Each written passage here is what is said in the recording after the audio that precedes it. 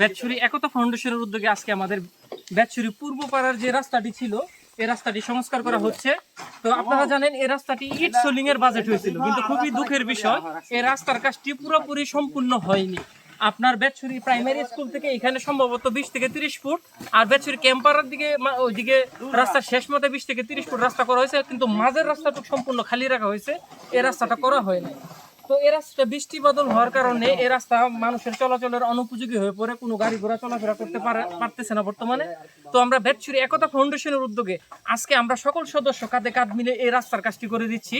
আমরা মূলত কিছু রাবিশ নিয়ে আসছি, কিছু বালু নিয়ে আসছি। সকাল থেকে আমরা কোদাল দিয়ে যে নরম মাটি কাদা মাটি ছিল এগুলো ফেলে দিয়েছি, ফেলে দিয়ে নতুন করে আমরা রাবিশ দিয়ে রাস্তাটি সংস্কার করে দিচ্ছি।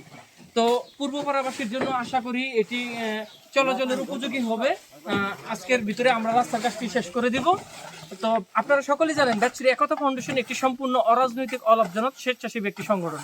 আমরা সমাজে ছোট পরিসরে উন্নয়নমূলক কর্মকাণ্ডে অংশগ্রহণ করে থাকি সম্পূর্ণ আমাদের নিজস্ব অর্থায়ন এবং নিজস্ব উদ্যোগে। তো সকলকে ভিডিওটি দেখার জন্য ধন্যবাদ এবং অনুরোধ করলাম সকলে শেয়ার করে দিবেন।